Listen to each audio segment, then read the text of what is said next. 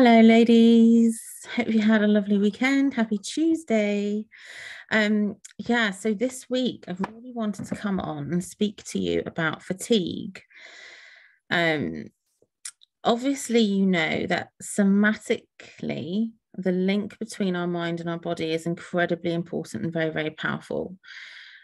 And you probably hear yourself say this a lot. I just feel exhausted. I just feel exhausted.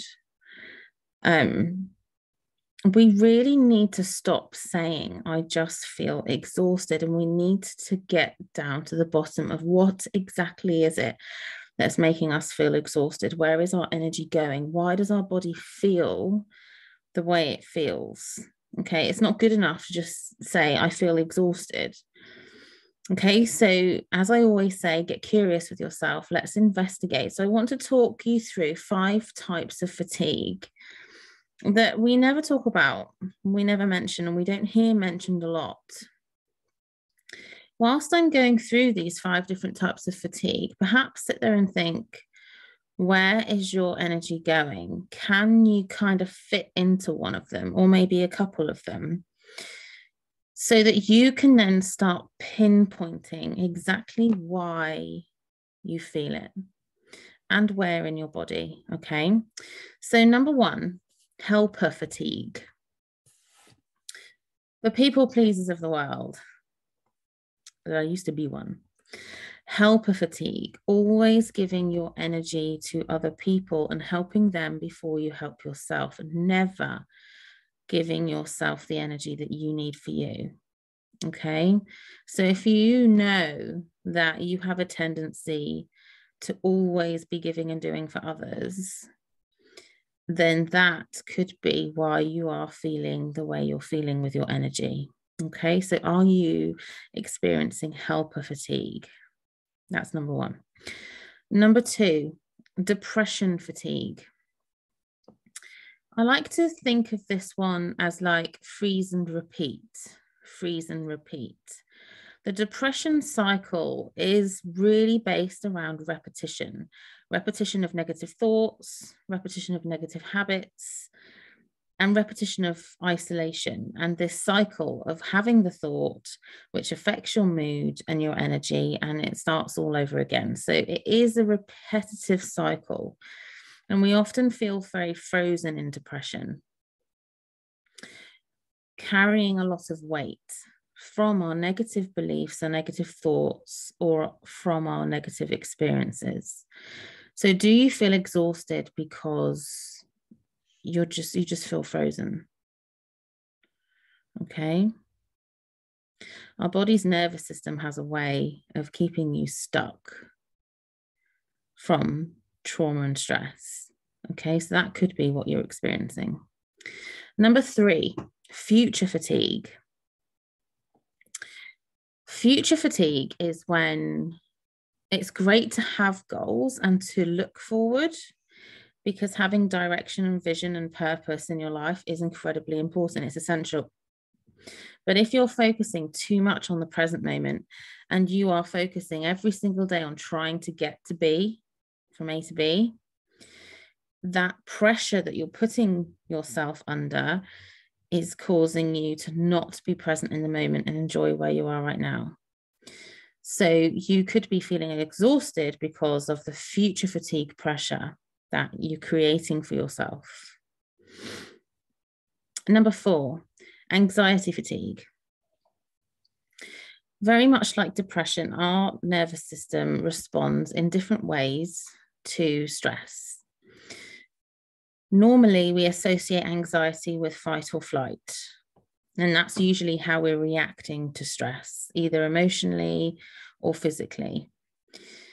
Anxiety fatigue is almost never being able to let your guard down, having your wall up all the time.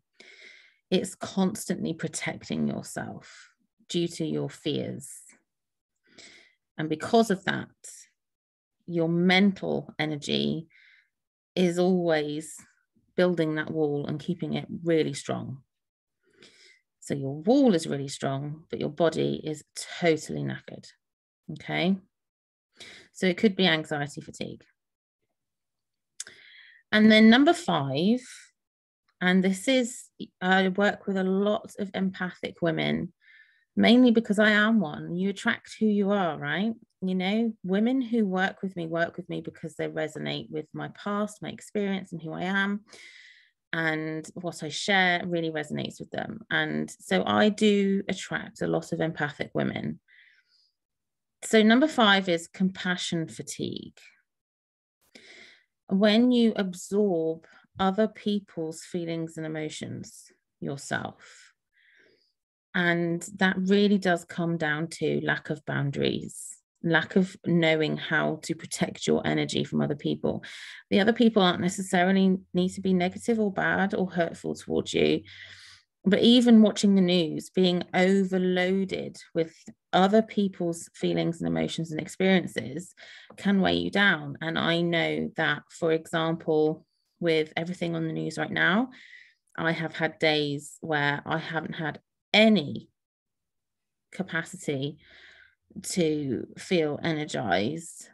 And it's because I was absorbing that news again. So I had to remind myself, go through my own tapping routine, go through my own mindset work and journal and remind myself of my boundaries and where I'm spending my time. Where am I spending my mental energy? Where am I spending my physical energy? They are 2 really key questions to be asking yourself. And very often with a lot of these feelings of fatigue, we can feel bad, we can feel shameful, we can have these negative feelings towards ourselves that we're not good enough. And often hear ourselves say things like, I'm just lazy, I'm a lazy person. You're not lazy, you are exhausted and your body is tired for a reason. Yes, we need to know when we're just making excuses and we need to call ourselves out when we make those excuses. And sometimes you could put it down to laziness. But when you are feeling extreme fatigue and it is starting to really affect how you live your life, as I said at the very beginning, just saying the words, I feel exhausted, isn't helping you. It's keeping you stuck. It's not helping you figure out why. Okay. So where are you spending your mental energy? Where are you spending your physical energy?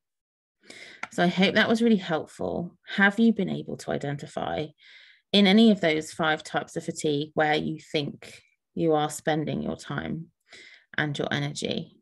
I'd love to know. Let me know if this was helpful for you. Have a great week. And I will have a YouTube video coming out this week. I'll have a podcast episode coming out this week. So you know I have a new YouTube and a new podcast channel. Keep up with those.